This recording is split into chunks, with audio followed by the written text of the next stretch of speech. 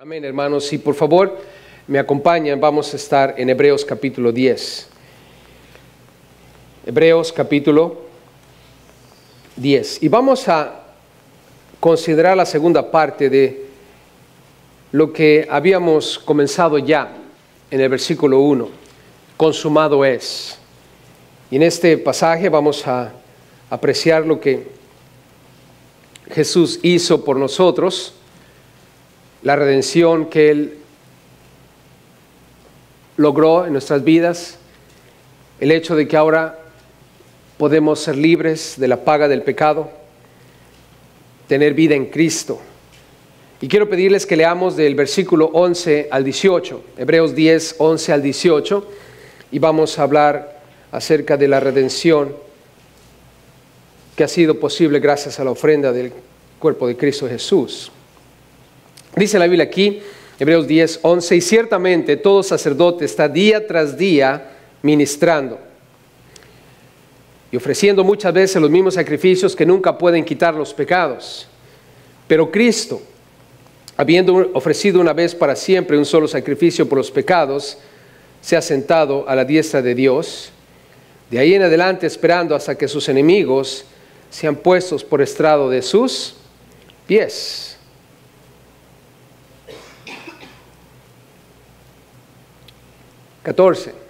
Porque con una sola ofrenda hizo perfectos para siempre a los santificados, y nos atestigua lo mismo el Espíritu Santo, porque después de haber dicho, este es el pacto que haré con ellos después de aquellos días, dice el Señor, pondré mis leyes en sus corazones y en sus mentes las escribiré, y añade, y nunca más me acordaré de sus pecados y transgresiones, pues donde hay remisión de estos, no hay más ofrenda por el pecado. No hay más ofrenda por el pecado. Consumado es. Jesús en la cruz dijo, al cumplir la obra que Dios el Padre había enviado a Jesús para que hiciese por nosotros. Y fue por nosotros, hermanos. Y esto nos debe llenar de gozo porque la obra está completa, está hecho, está terminada. Y vamos a ver el contraste de lo que los sacerdotes hacían y lo que Jesús hizo. En primer lugar, quiero que observen cómo es que la Biblia claramente habla del hecho de que el pacto antiguo, esto es el tabernáculo con las ceremonias que se hacían allí, no podían ayudarnos en lo absoluto en cuestión de nuestro pecado, quitar nuestro pecado.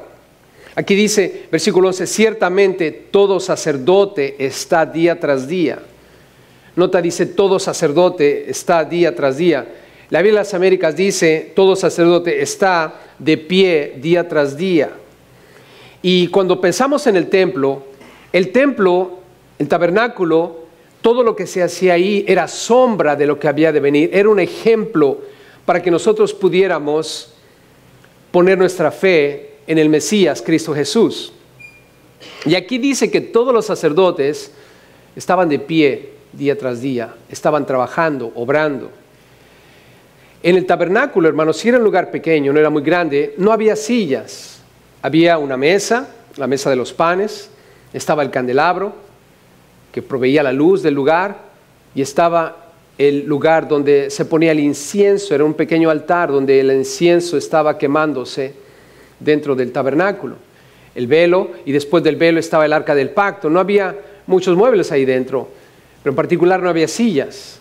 Los sacerdotes tienen que estar constantemente caminando, constantemente haciendo los sacrificios. Era una obra imparable. Pero Jesús, hermanos, Jesús, observen lo que dice el capítulo 1, versículo 3. Vayan conmigo para allá, por favor. Observen a Jesús. ¿Qué es lo que Él hizo? Él también es sacerdote, es nuestro sumo sacerdote. Y todos los sacerdotes que obraban en el templo, sombra eran de aquel que venía un día, Cristo Jesús. Hebreos 1:3 dice, el cual siendo el resplandor de su gloria y la imagen misma de su sustancia, está hablando de que Jesús es Dios, y quien sustenta todas las cosas con la palabra de su poder. Jesús es quien hace que todo permanezca con el poder que solo Él tiene. Dice, habiendo efectuado la purificación de nuestros pecados por medio de sí mismo, se sentó. ¿Qué hizo, hermanos? Se sentó a la diestra de la majestad en las alturas. Él purificó nuestros pecados por medio del sacrificio que hizo de sí mismo. Fue y se sentó. Lo interesante es que Él está sentado. Pregunta, cristianos, estudiantes de la Biblia, ¿qué está haciendo ahí mientras está sentado? ¿Qué hace por nosotros? Intercede. ¿Cada cuándo? Día y noche. ¿Y por qué intercede día y noche por nosotros? Hay otra persona que está haciendo algo día y noche. Estudiantes de la Biblia, ¿quién es? Satanás. ¿Y qué está haciendo día y noche? Acusándonos. Eso está en Apocalipsis. Es el acusador de los hermanos. Pero Jesús está ahí sentado, nota, sentado, no está trabajando más porque ya hizo lo que tenía que hacer. Los sacerdotes de pie trabajaban día y noche, pero Jesús está día y noche sentado intercediendo por nosotros. La expresión día y noche en este sentido, quiero que observen, nos da una completa seguridad. ¿Estamos seguros, hermanos? En la noche estás dormido y podemos vivir lo que dice la Biblia. En paz me acostaré y así mismo dormiré. ¿Por qué? Porque solo tú, Jehová, me haces vivir confiado. Hay alguien que me está acusando, pero hay alguien que me está defendiendo día y noche. Una tremenda seguridad que tenemos, hermanos. Y el sacerdote, observa en el versículo 11, día tras día ministraba. Regresando al versículo 11 del capítulo 10. Día tras día ministraba y ofrecía, ¿cuántas veces, hermanos? ¿Cuántas veces? Muchas veces que hacía los mismos sacrificios. Imagínate la vida de esos sacerdotes. El mismo sacrificio, muchas veces, una y otra y otra y otra vez. Y la pregunta es, ¿por qué tanto derramar sangre? El pueblo pecaba y el sacerdote intercedía por ellos. De manera personal, si tú pecabas contra Dios, traías tu ofrenda. Y esa ofrenda perdonaba tu pecado. No lo quitaba, sino lo cubría. Y la persona recibía el perdón de pecado por la fe que tenía en el hecho de que un día Jesús iba a venir, y lo representaba por la ofrenda que trajo. Ese animal derramaba su sangre en representación de lo que iba a ser Jesús un día. Y Dios veía eso, que la persona tenía fe en el Mesías que iba a venir a morir, y mostraba su fe trayendo la ofrenda, obedeciendo a Dios. Y en ese momento era perdonado su pecado. No era quitado, era solamente cubierto. Pero el sacerdote una y otra vez. Imagínate a las personas pensando en eso. Tengo que regresar a traer mi ofrenda otra vez más, y otra vez más, y otra vez más. Y el sacerdote tiene que trabajar y trabajar y trabajar. Y era un constante hacer. ¿Y cuándo iba a parar eso, hermanos? ¿Cuándo? Ellos tenían que hacerlo siempre, hasta que viniese el sacrificio perfecto. Y su nombre es Jesús. Constantemente, hasta que llegase Jesús. Ahora, el problema con eso, hermanos, vean el versículo 11. Esos sacrificios que se hicieron muchas veces, nota, nunca, ¿qué dice ahí, hermanos? Nunca pueden quitar los pecados. Nunca, nunca.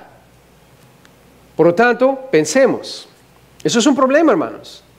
Si no es quitado el pecado de nosotros, ¿qué vamos a hacer al final del día? Nos queda solamente una horrenda expectación de muerte. Ese es el problema. Ahora, vean el versículo 12. Aquí hay un contraste bien grande, porque dice, pero Cristo, Por un lado, los sacerdotes muchas veces constantemente hacían sacrificios, pero al final del día nunca podían esos sacrificios quitar el pecado. Pero Cristo, es un contraste, algo diferente, algo que no puede compararse con lo anterior. Pero Cristo. Vean conmigo el versículo 9, por favor, y el versículo 10. Dice el versículo 9, he aquí que vengo, oh Dios. Jesús está hablando aquí, hablándole al Padre. He aquí que vengo, oh Dios, para hacer tu voluntad. Quítalo primero para establecer esto. Último, nota, quítalo primero. Los sacerdotes entrando al tabernáculo, haciendo muchos sacrificios que no pueden quitar los pecados. Señor, Padre, quita eso y establece esto último. Y esto último es el sacrificio de Jesús. Versículo 10. En esa voluntad somos santificados mediante, escucha esto, la ofrenda del cuerpo de Cristo Jesús, hecha una vez para siempre. Eso es lo último, eso es lo máximo, eso es lo supremo.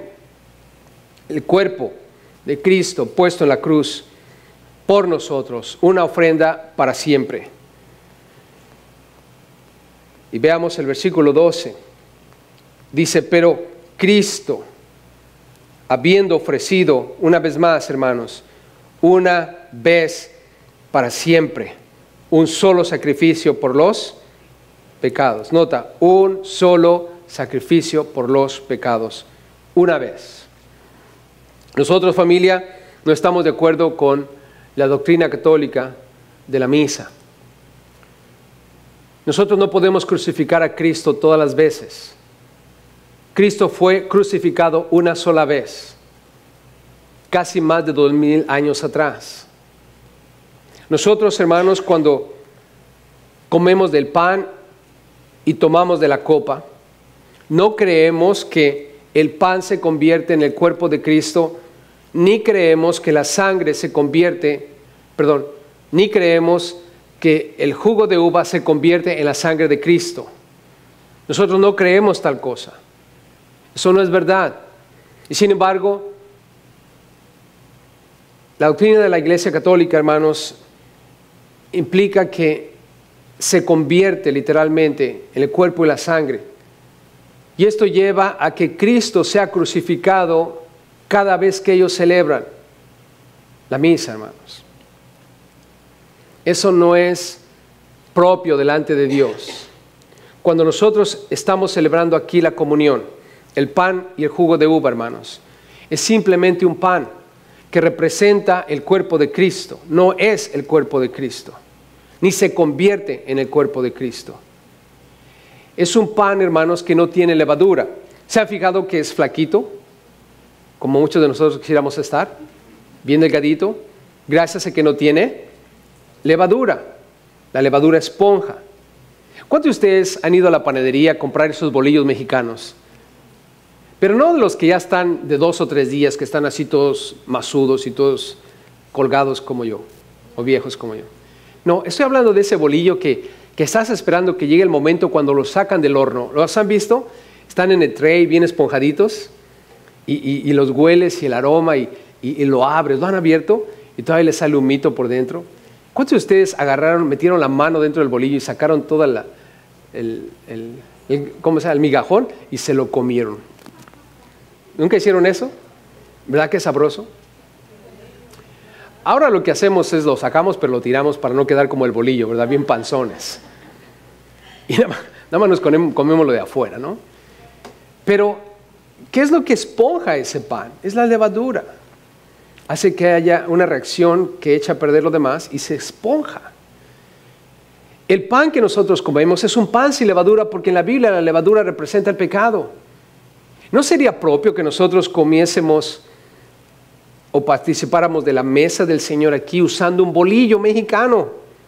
No sería propio, hermanos, porque ese bolillo mexicano tiene levadura. Y Jesús fue sin levadura, fue sin pecado. Por eso comemos el pan que no tiene levadura y es un pan, ¿verdad?, que representa a Jesús sin pecado. El jugo de uva, hermanos, lo mismo. es simplemente jugo de uva, no se convierte en la sangre de Cristo. Pero esa copa nos recuerda el pacto que Dios hizo con nosotros, de salvarnos, de redimirnos, de comprarnos del mercado de esclavos. Pero es solamente jugo de uva. Representa algo, es un símbolo, y así debe ser nada más. Hace tiempo vi en una iglesia en la cual estuve que al final de la comunión enterraron el pan y enterraron todo el juguito de uva que sobró. Y pregunté, ¿por qué lo entierran? Es que se convierte en el cuerpo y la sangre. No lo podemos echar a la basura. Hermanos, ¿ustedes piensan que eso es verdad? No es bíblico, la Biblia no dice eso. Es solamente símbolo de lo que había de venir. ¿Y por qué importa para nosotros eso? Porque la Biblia dice aquí que Cristo fue ofrecido una vez para siempre. ¿Será propio que nosotros crucifiquemos a Cristo cada vez que podamos? No, hermanos. No, es una vez, y eso fue hace 2000 años atrás. Fue una vez y suficiente, no más. Jesús está sentado. Observa lo que dice el versículo 12 ahí. Una vez, para siempre, y se ha sentado a la diestra de Dios. No tiene que hacer más. Yo todavía no tengo bisnietos. Tengo nietos. Yo espero un día tener bisnietos. A lo mejor algunos de ustedes todavía no tienen nietos, pero un día van a tener nietos. A lo mejor algunos de ustedes todavía ni siquiera tienen hijos, y algún día van a tener hijos. Espero en Dios, a menos que tengas la mentalidad de nuestros días, ¿no? Le preguntas a los jóvenes, ¿cuántos hijos vas a tener? Y dicen, ninguno. Voy a tener un perrito. ¿Y entonces para qué te vas a casar? Y luego algunos dicen, ni casarme, tampoco me voy a casar. Puros problemas. Parece como que los chicos de nuestros días hoy tienen un mal concepto del matrimonio. Pero ¿saben que el matrimonio fue diseñado para tener hijos? Multiplíquense, dijo el Señor. Sean como los conejos. Y regresando al punto aquí. Todavía no tengo bisnietos, tengo nietos. Pero pregunta, hermanos, ¿Cristo murió por mis bisnietos? ¿Sí o no? Sí. Ustedes que no tienen hijos todavía, ¿Cristo ya murió por sus hijos? ¿Y los hijos de sus hijos? Sí. Ya ocurrió. No por el hecho de que todavía no existan ciertas personas que van a existir en el futuro, porque va a haber personas en el futuro, ¿no? No quiere decir que Cristo no ha muerto por ellos, hermanos. Cristo ya murió por ellos. Yo no tengo que crucificar a Cristo 2000 años después para lidiar con el pecado de la gente que van a ser 2000 años después. No, ellos tienen que mirar 4000 años antes a lo que ocurrió un día que puede lidiar con su pecado. Entonces, es bien crucial que entendamos esto, hermanos, porque lamentablemente dentro del catolicismo se cree que Jesús tiene que ser crucificado todo el tiempo, y no es así, hermanos. Eso es en verdad una blasfemia contra Dios. Él efectuó la purificación de nuestros pecados una vez. Ahora, vean en el versículo 13, por favor, conmigo allí. Está sentado a la diestra de Dios, de ahí en adelante, esperando hasta que sus enemigos sean puestos por estrado de sus pies. Hermanos, Él es Rey de Reyes y Señor de señores. Él es Dios, es el Dios del universo. Y Él tuvo que lidiar con nuestro pecado. Haciéndose ser humano, se encarnó. Y fue un plan divino. Vean conmigo, aquí en el capítulo 10, hermanos, versículo 8. Dice, diciendo primero, sacrificio y ofrenda y holocausto y expiaciones por el pecado no quisiste ni te agradaron. Dios no estaba contento, hermanos, con los sacrificios que se hacían en el templo, porque no era lo que Dios estaba esperando. Dios tenía otro plan. Vean lo que dice el versículo 5. Por lo cual, entrando en el mundo, dice, es Jesús hablando aquí, sacrificio y ofrenda no quisiste, mas me preparaste cuerpo. ¿Qué le preparó el Padre, hermanos?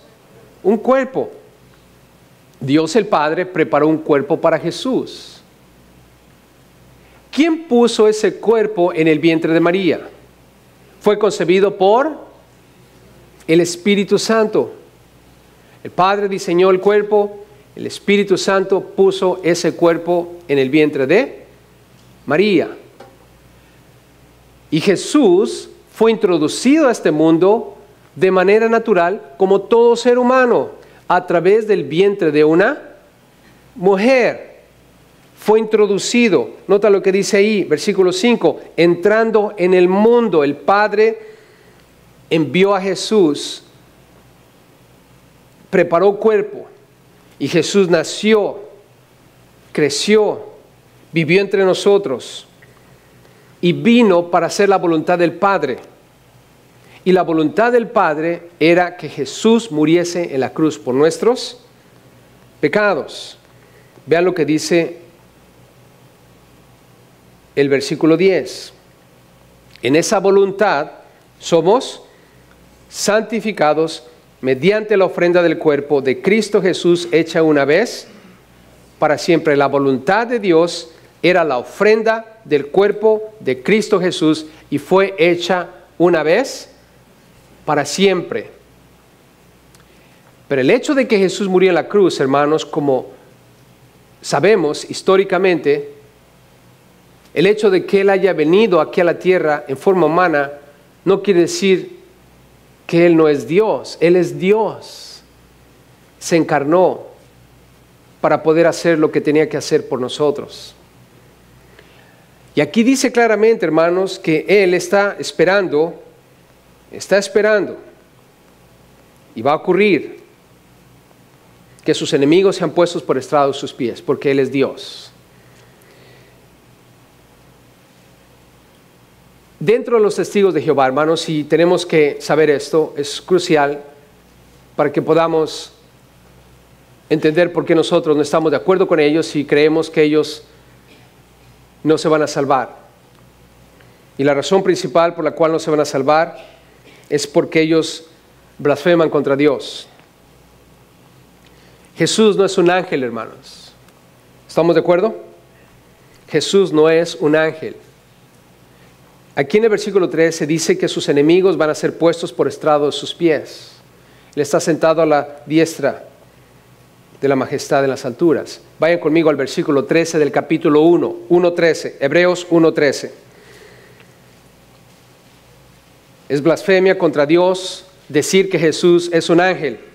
Y los testigos de Jehová dicen que Jesús es un ángel, en particular es el ángel Miguel. Hermanos, por ese simple hecho ellos no tienen parte en el reino de los cielos, a menos que se arrepientan y vengan a Cristo Jesús reconociendo que Él es Dios y murió en la cruz por sus pecados. Hebreos 1:13 dice pues, pregunta aquí, ¿a cuál de los ángeles dijo Dios jamás, siéntate a mi diestra hasta que ponga a tus enemigos por estrado de tus pies? Pregunta, ¿quién está sentado a la diestra del Padre esperando que sus enemigos sean puestos por estrado de sus pies? ¿Quién es? Jesús. Pregunta, ¿a qué ángel Dios le dijo, haz esto, siéntate a mi diestra hasta que ponga a tus enemigos? ¿A cuál de ellos, hermanos? La respuesta es, ninguno. No hay ningún ángel que pueda sentarse a la diestra del Padre para eventualmente ver a sus enemigos postrados a sus pies. Ese lugar solo le corresponde a Dios. Y Jesús es Dios, hermanos. ¿Estamos juntos?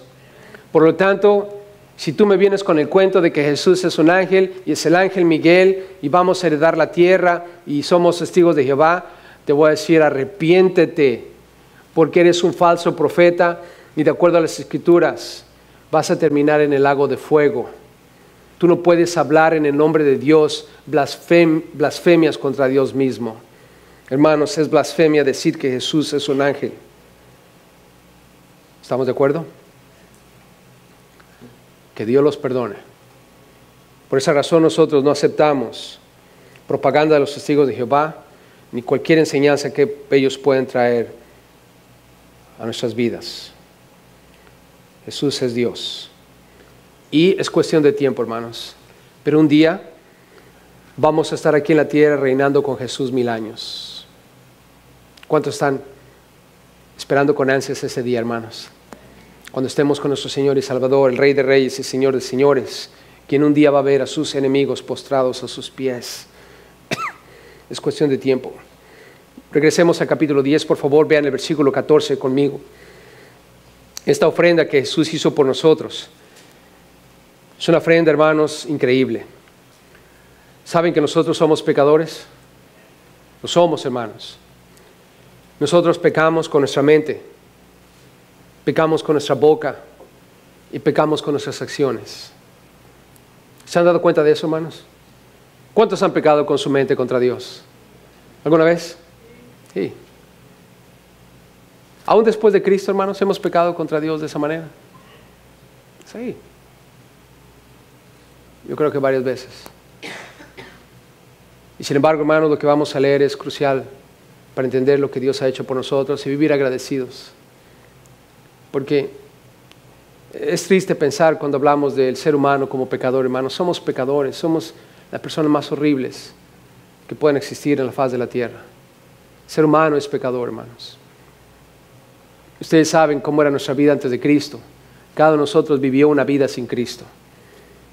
Teníamos un vocabulario poco increíble. Teníamos pensamientos que en verdad daría vergüenza poner en una pantalla cada uno de nuestros pensamientos.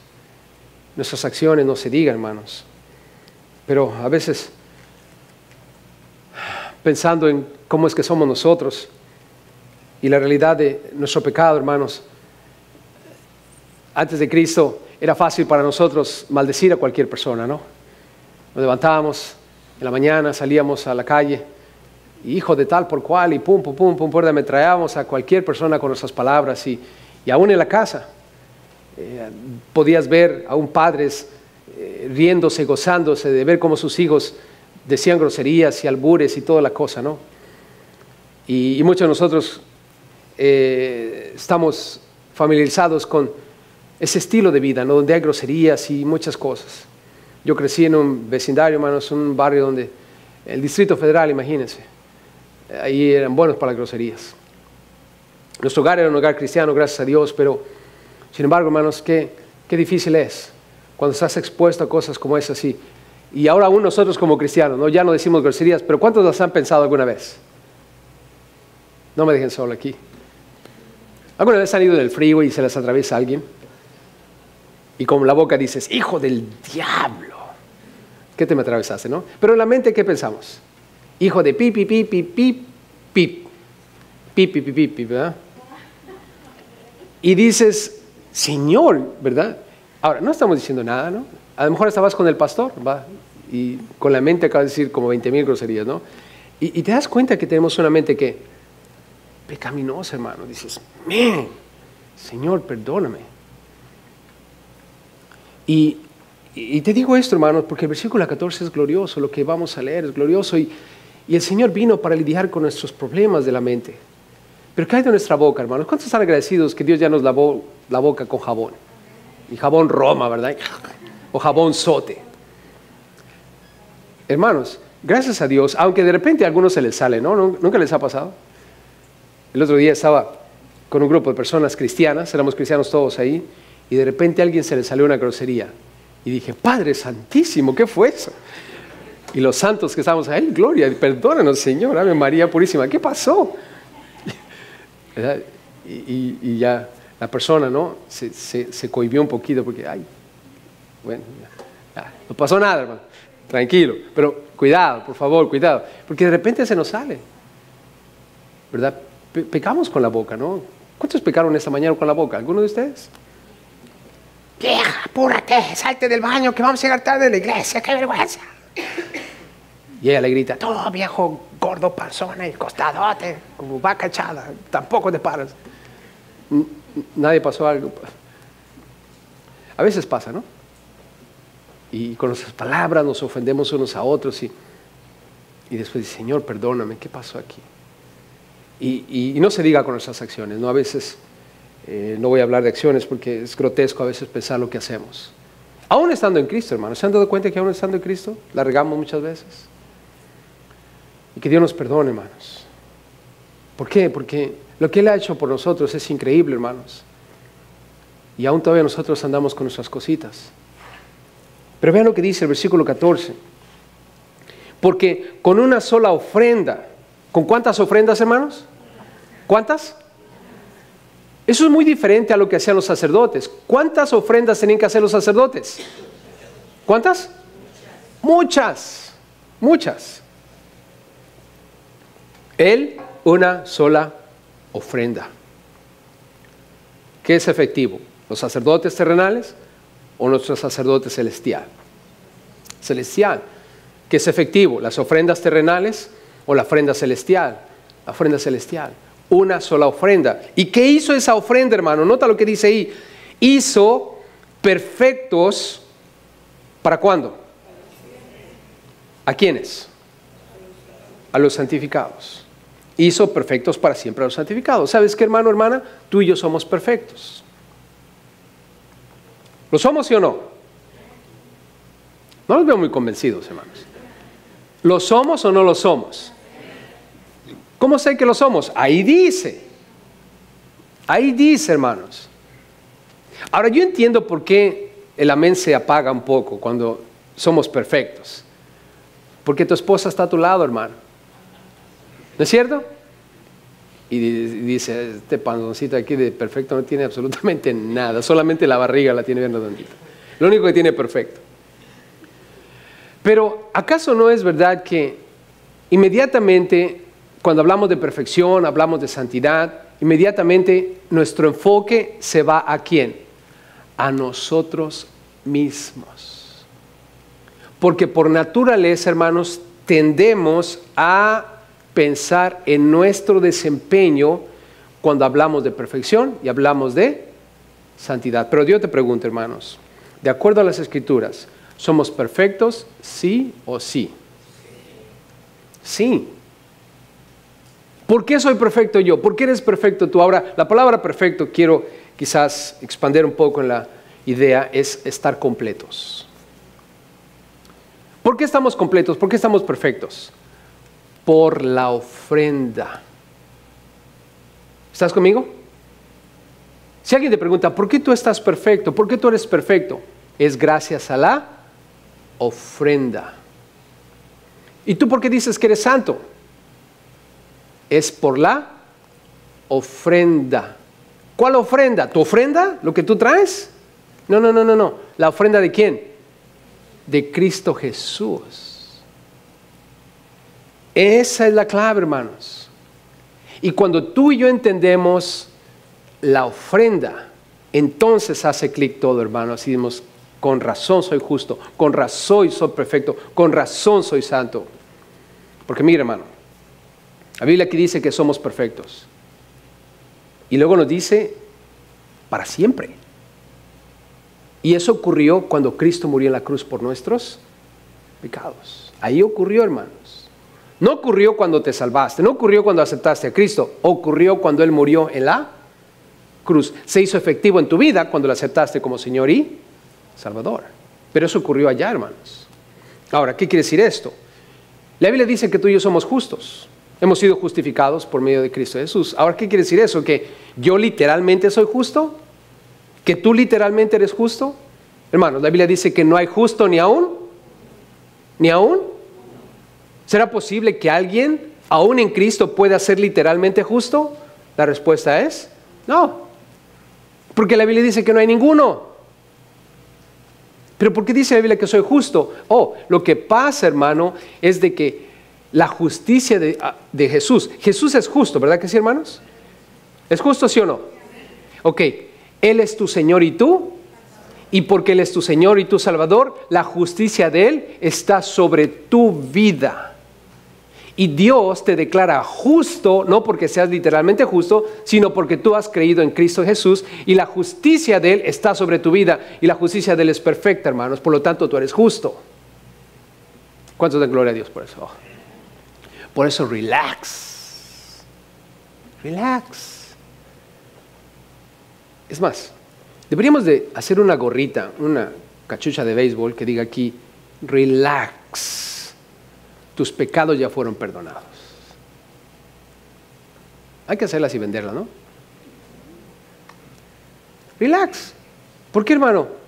Porque tenemos que relax. Hermano, hermana, tenemos que buscar aquí en la tierra, por medio de nuestras obras, justificarnos delante de Dios. ¿Ser justos? ¿Lo vamos a lograr? Nunca lo vamos a lograr, hermanos. Porque soy justo por Cristo. Ahora, santo. Hermano, pensemos por un momento. ¿Literalmente somos santos? ¿Literalmente? ¿Somos santos? No, hermano, somos pecadores. Pero ¿por qué la Biblia dice que yo soy santo? Pregunta, ¿Jesús es santo? ¿Lo es? Tu Señor y tu Salvador, mi Señor y mi Salvador, es santo. ¿Y por qué Él es mi Señor y mi Salvador? La santidad de Él está sobre mi vida. Y Dios me mira a mí santo porque Jesús es mi Señor y mi Salvador. Por lo tanto, relax.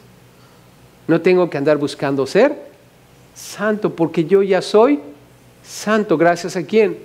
A Jesús. Gloria a Dios. ¿Verdad que sí, hermanos? Gloria a Dios. El Padre trabajó 6 días creando este mundo y el séptimo descansó. Jesús murió en la cruz, resucitó y después ¿qué hizo? Se sentó. ¿Qué tenemos que hacer tú y yo? Aceptar a Cristo Jesús y después relax. ¿Nos vamos a ir al cielo? ¿Por qué? ¿Porque somos buenos? Somos buenos para nada, hermanos. ¿Porque somos justos? ¿Porque somos santos? No lo somos.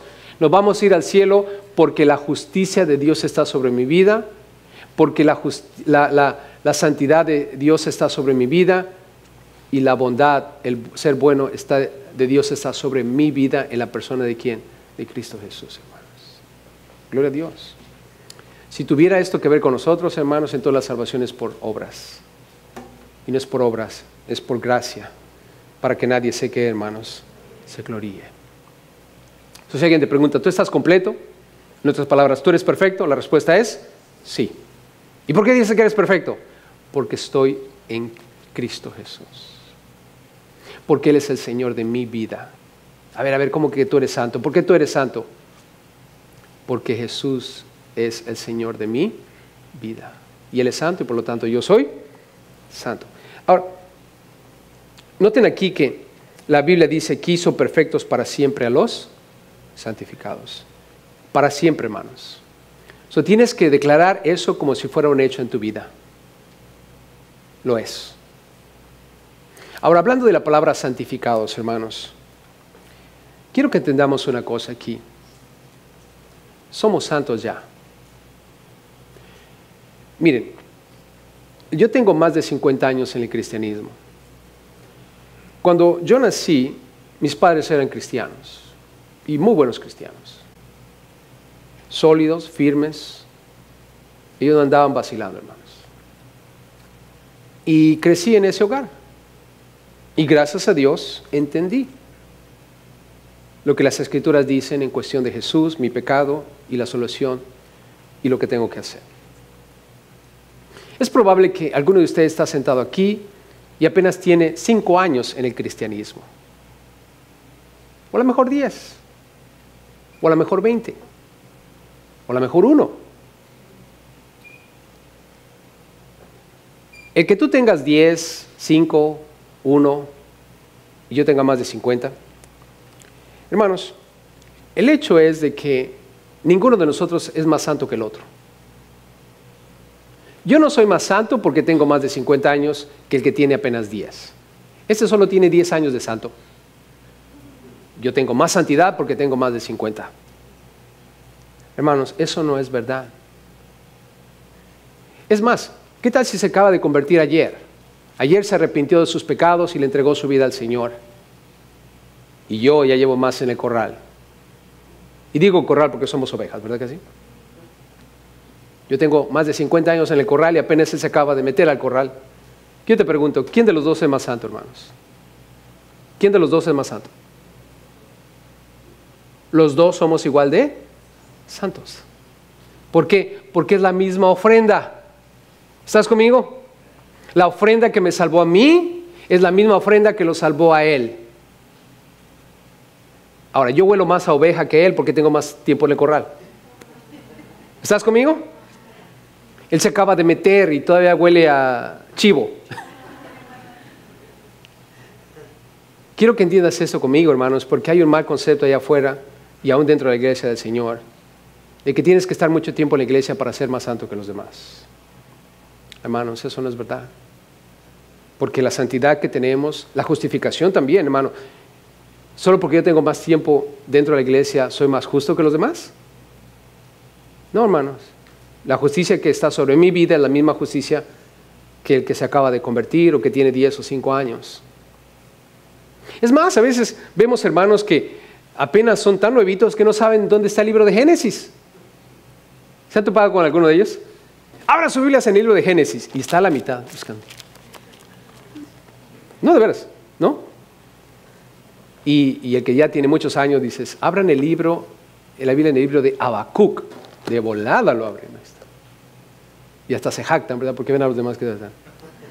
Estos no fueron a Guana. Ahí está Habacuc, ¿verdad?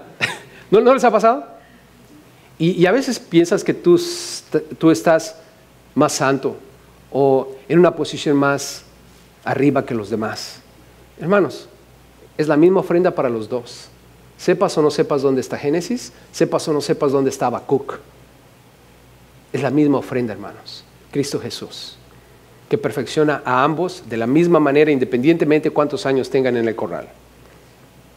Amén, hermanos. Ahora, cuando hablamos de conocimiento de Dios, cuando hablamos de madurez, la Biblia dice que tenemos que presentarnos como obreros aprobados, que no tienen nada de qué avergonzarse, que usan bien la palabra de verdad. Pablo le dijo a Timoteo, ocúpate en la lectura, la enseñanza y la exhortación. Pablo le dijo a la iglesia, asegúrense de crecer en el conocimiento de nuestro Señor y Salvador Cristo Jesús.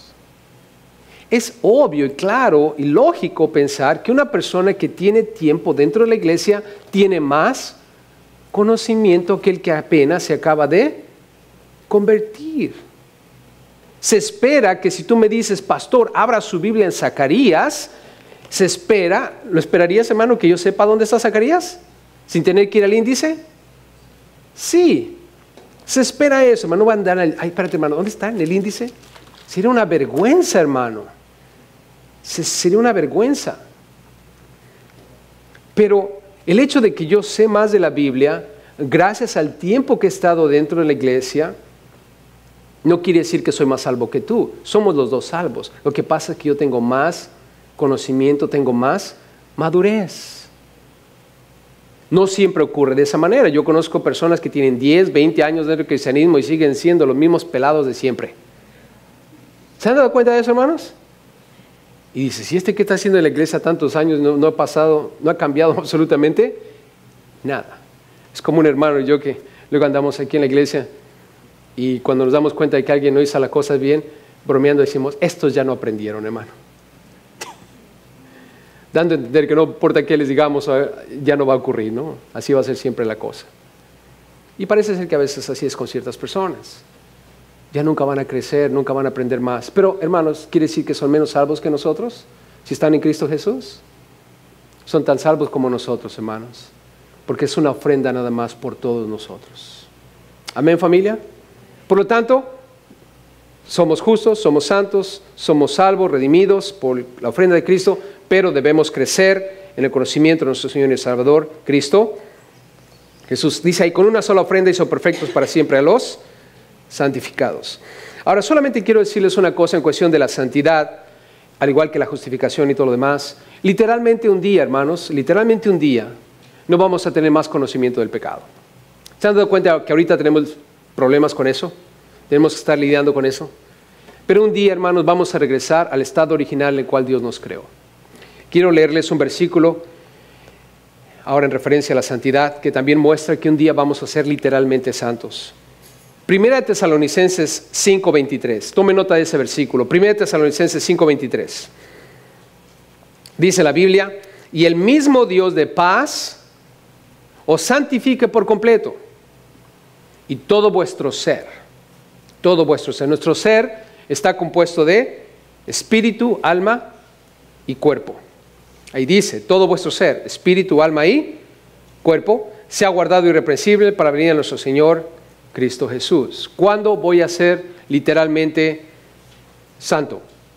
Cuando el rapto ocurra. ¿Cuándo yo voy a ser literalmente justo? Cuando el rapto ocurra. O también cuando me muera. Si yo me muero mañana, parto de esta tierra, entonces entra la realidad de lo que dice el versículo. Mi cuerpo, mi alma y mi espíritu van a ser completamente santificados ahora. Bien, solamente quiero darles una pequeña nota en cuestión de santificar. Hermanos, santificar, ¿qué implica eso? Santificar, el hecho de que somos santos, quiere decir que estamos apartados. Y lo primero que pensamos es apartados del mundo, ¿no? Nos hemos apartado del mundo. Pero en verdad quiero que consideren conmigo lo siguiente cuando hablamos de santos. Somos santos, tú y yo somos santos, apartados para Dios. Hemos sido apartados, hermanos, de las consecuencias del pecado. Sabemos que el pecado tiene su consecuencia, ¿verdad? La paga del pecado es ¿qué, hermanos? Muerte. Cuando una persona se muere sin Cristo, termina en el infierno y después de ahí lo envían al lago de fuego. Vivir eternamente separado de Dios. Esa es la paga del pecado. ¿No quieres estar con Dios en la tierra? Pues vas a vivir eternamente lejos de Dios. Entonces, cuando tú aceptas a Cristo como tu Señor y Salvador, Dios te aparta, Dios te santifica de esa realidad. Ya no vas a ir al infierno, ya no vas a terminar en el lago de fuego. Ahora, ustedes y yo sabemos que en el lago de fuego va a vivir ¿quién? Satanás y sus ángeles. Así es que una persona que muera sin Cristo va a tener como vecino a Satanás y al anticristo y a los demonios. Yo sé que algunos quizás están pensando, no, hermano, yo estoy viviendo, mi vecino es el diablo. Créemelo, no es el diablo. Quizás es un diablo ahorita. Y si no cambia y no acepta a Cristo, va a terminar realmente como vecino del diablo. Pero tú y yo, hermano, nunca vamos a vivir en el infierno porque estamos ahora en Cristo, hemos sido apartados de esa realidad. Y otra cosa más, cuando dice santificar, somos santificados, somos santos ahora. También otra cosa, hermano, el pecado, hermana, el pecado antes tenía un poder sobre tu vida. Antes de Cristo, piensa por un momento, nosotros pecábamos sin ningún remordimiento, sin ningún problema. Pero ahora que estamos en Cristo, ¿qué pasa cuando hacemos algo malo, hermanos? ¿Estamos tranquilos o estamos inquietos? Súper inquietos. El simple hecho a veces de no ir a la iglesia. Algunos de ustedes se paniquean. Faltan a la iglesia un día y como que ya perdieron su salvación. ¿No les ha pasado, hermanos? ¿Por qué? Porque sabemos que la Biblia dice no dejes de congregarte. Otros no leyeron en la semana la Biblia. No la abrieron ni una vez. Y andan todos paniqueados. Ay, Señor, perdóname, no he leído la palabra y tengo que ir al servicio el miércoles para aunque sea abrirla ahí. Y nosotros sabemos, hermanos, antes el pecado tenía poder sobre tu vida. Esas cosas no te importaban. Ir a la iglesia no te importaba, leer la Biblia no te importaba, orar no te importaba, portarte bien no te importaba. Nada de lo que Dios dice te importaba o me importaba. ¿Por qué? Porque estábamos sin Cristo y el pecado tenía poder sobre nosotros, nos subyugaba. Pero ahora no es así, hermanos. Ahora cuando hacemos algo que es indebido delante de Dios, estamos inquietos, estamos preocupados, porque ya no estamos bajo la autoridad del pecado, hermano. Y cuando dice la Biblia que Él nos ha santificado, quiere decir que Él te ha apartado de ese poder. Ya el pecado no tiene poder sobre tu vida. Ahora, cuando pecamos nosotros, hermanos, porque tenemos todavía la capacidad de pecar, ¿verdad que sí? ¿Tenemos la capacidad de pecar? Y aún en Cristo, hermanos, cuando pecamos contra Dios es porque deliberadamente nosotros decidimos hacerlo. porque quisimos. Y sabemos las consecuencias de eso. Una vida miserable, porque ni agradamos a Dios, ni agradamos al mundo, ni nos agradamos a nosotros mismos.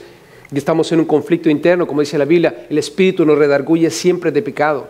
Lo que la Biblia llama la lucha entre la carne y el espíritu, y nosotros que estamos en Cristo tenemos eso. No podemos escapar de eso, hermanos. ¿Se han fijado? Yo conozco a muchas personas que crecieron en el cristianismo. Cuando eran niños iban a la iglesia y ahora ya no van a la iglesia.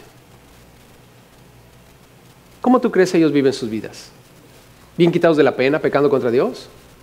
¿O hay algo dentro de ellos que siempre está recriminando y diciéndoles, hey, ¿qué te pasa? El conocimiento de Dios, hermanos, te libera del poder del pecado. Y entonces la Biblia dice que hemos sido apartados del poder del pecado. Tú tienes la capacidad de vivir como Dios dice, sin tener que pecar contra Él. Y gloria a Dios por eso. Concluyamos aquí, hermanos, en el versículo 15 al 17, y después un pequeño comentario en el 18. Y dice aquí la Biblia, nos atestigua lo mismo el Espíritu Santo, porque después de haber dicho, este es el pacto que haré con ellos. Recuerden que el Espíritu Santo inspiró a los autores para que escribieran la Biblia. O sea, el Espíritu Santo es testigo de todo lo que se ha dicho de Jesús y todo lo que se hizo con Jesús y todo lo que el Padre nos ha prometido gracias a Jesús. Pero ahora vean la obra de Dios. Este es el pacto que hará con ellos. Después de aquellos días, dice el Señor, pondré mis leyes en sus corazones y en sus mentes las escribiré. En mi corazón, en tu corazón, en mi mente, en tu mente, Dios prometió poner su palabra. ¿Y saben qué he descubierto a través de los años, hermanos? Que este libro, la Biblia, la palabra de Dios, tiene un poder bien tremendo. Es un libro que tiene vida. Y es un libro que cuando tú y yo lo leemos, nos llena, nos satisface, nos capacita, nos habilita, nos da poder, hermanos, para hacer muchas cosas. Para vivir santamente, para tomar desafíos, para enfrentar cualquier problema que podamos enfrentar aquí en la tierra. La Biblia tiene ese poder, hermanos. Y cuando tú la lees, puedes ver cómo cambia tu corazón, cómo cambia tu mente. Y cuando no la leemos, nos podemos dar cuenta de cómo nuestra mente, nuestro corazón empiezan a entrar en conflictos, porque la carne empieza a querer tomar control de nuestra mente y nuestro corazón. Y es fácil demostrarlo, hermanos. Yo no sé qué es lo que tú ves en la televisión o qué es lo que escuchas en la radio o qué es lo que estás viendo en internet a través de tus aparatos electrónicos. Pero ¿sabes que todo eso alimenta tu mente y tu corazón? Y si no me crees, esta semana no abras la Biblia, no ores a Dios, no vengas a la iglesia y pásate viendo comedias toda la semana. Y al final de la semana ve qué es lo que tu mente y tu corazón van a empezar a producir en ti. Y tenemos que tener cuidado, hermanos. ¿Por qué? Porque el Señor está prometiéndonos aquí que va a afectar nuestra mente y nuestro corazón por medio de su palabra. Es un pacto, es algo que Él ha prometido. Por eso cuando tú lees la Biblia, puedes ver el cambio que hace en tu corazón y el cambio que hace en tu mente. Y cuando tu corazón cambia y cuando tu mente cambia, tus acciones cambian. Todo cambia a tu alrededor, hermano. Por eso lo opuesto también es verdad. Mete en tu cabeza basura, pon en tu corazón basura y lo que va a producir tu vida es basura. Alguien dijo, un filósofo, mente sana en cuerpo sano. Hablaba de la conexión que hay entre el cuerpo y la mente. Y puedo darle valor a esa expresión en el sentido de que si mi mente está llena de las cosas de Dios, mi cuerpo, hermanos, va a reflejar las cosas de Dios. Y es el pacto que Dios hace. Y yo sé que tú has experimentado esto en tu vida. Cuando tú lees la Biblia tiene un poder sobre tu vida muy grande. Te muestra, te revela, te hace sentir bien, te fortalece. Cuando estás triste te hace gozarte. Cuando estás lleno de gozo te hace aún rebosar de gozo, hermano. La Biblia tiene un poder increíble. Y mira lo que dice el 17, hermano. Hermana, eso es fabuloso. Y nunca más me acordaré de sus pecados y transgresiones. ¿Por qué? Porque donde hay remisión de estos, no hay más ofrenda por el pecado, dice el 18. Nunca más me acordaré. ¿Por qué? Porque la ofrenda por el pecado ya fue dada. ¿Cuándo fue dada esa ofrenda? Cuando Cristo murió en la cruz. Y esa ofrenda garantiza que hoy Dios, cuando me ve, hermanos, no ve mi pecado. ¿Cuántos están contentos de eso? Dios no es como nosotros, hermanos. ¿Cuántos creen que debemos perdonar? ¿Cuántos creen que debemos perdonar? ¿Sí debemos perdonar? Alguien dijo que hay poder en el perdón. ¿Será que hay poder en el perdón, hermanos? Sí. Y lo podemos ver en lo que acabamos de leer. Dios te perdonó, Dios me perdonó. Y Dios no mira a nuestro pecado más. Los que hice ayer, los que a lo mejor podría cometer hoy, los que podría yo cometer en el futuro. Dios ya no ve esas cosas más porque la sangre de Cristo quita todo pecado. Pero qué difícil es para nosotros perdonar, ¿verdad que sí, hermanos? Mira, estoy seguro que hay alguien aquí sentado que dice o dijo haber perdonado a alguien, pero todavía se acuerda de lo que le hicieron. ¿Será posible eso, hermanos? ¿Será posible que haya alguien aquí sentado que dice, chiquito, eso no se me va a olvidar? ¿Tú piensas que se va a olvidar? ¿Tú piensas que es fácil olvidar eso? No, es más. No me hables. Pero ya te perdoné. Ya te perdoné. Hermanos, ¿tú piensas que eso es perdón? No, perdón es nunca, escucha bien, perdón es nunca acordarte de lo que la otra persona te hizo. Eso es un verdadero perdón. Y es lo que Dios hizo con nosotros, hermano. ¿Cuántas personas no, en el último momento de su vida, están acostados ahí y mandan a llamar a todo mundo con los cuales tienen broncas? ¿Se han fijado, hermanos? Porque se quieren ir en paz. Yo te pregunto, ¿apenas se dieron cuenta en ese momento o ya sabían que tenían que perdonar para vivir en paz? ¿Ya sabían o no? ¿Por qué esperaron 20 años después o 50 años después para perdonar a ese individuo ya que se están muriendo? ¿Por qué vivieron una vida amargada, atada a esa situación, cuando pudieron haberse librado y vivir en paz desde el primer momento que se dieron cuenta que el perdón tiene poder para liberar, hermanos? ¿Por qué? La respuesta es porque somos pecadores, hermanos. Y sin embargo, Dios no ve ese pecado tampoco. ¿Le podemos dar gloria a Dios, hermanos? Ay, Señor, gracias porque tú eres un Dios bueno. ¿Pueden ver la verdad de la bondad de Dios en todo lo que hemos leído, hermanos? Nosotros somos horribles. Somos horribles, hermanos. Cuando tú y yo nos acercamos a Dios para pedirle un favor, hermano, no tienes que prometerle a Dios nada. No tienes a veces ni siquiera que recordarle a Dios lo que hiciste ayer, que a lo mejor tú piensas es la causa de lo que estás viviendo hoy. Dios no se acuerda de nada. ¿O será que Dios está mintiendo, hermanos? ¿Será que Dios está mintiendo? Señor, pues tú sabes que estoy en este alboroto, en esta bronca tan grande por lo que hice una semana atrás, perdóname. Y el Señor dice, ¿de qué me estás hablando? Ahora, no es que Dios no sepa, Dios sabe, hermano, ¿estamos de acuerdo? Pero, ¿acaso no Jesús derramó su sangre por eso que hiciste? ¿Sí o no? ¿Y la sangre de Dios, de Cristo Jesús, quita todo pecado? Sí. Todo eso de venir a Dios y venir a Cristo para pedir perdón es para nuestro beneficio, hermanos. Para que podamos ventilar y sacar eso que está dentro de nosotros. Pero Cristo Jesús ya pagó por todo eso. Por eso relax. Relax. Ahora entendemos eso, ¿verdad, hermanos? Cuando digo relax no quiere decir, dale vuela del hacha, vive como quieras, haz lo que se te dé la gana. No, hermanos. Nosotros creemos que somos salvos y sí importa cómo vivimos. ¿Verdad que sí, hermanos? Y un verdadero cristiano siempre va a vivir agradando a Dios, alejándose del pecado tan lejos como sea posible. Tan lejos como sea posible, hermanos. Porque sabemos que el pecado destruye la vida aquí en la tierra y causa que vivamos miserablemente. ¿Por qué vivir miserablemente cuando podemos vivir en paz delante de Dios y con todos nuestros hermanos a nuestro alrededor? Disfrutando lo que Dios nos ha dado. Hermanos, que Dios nos perdone.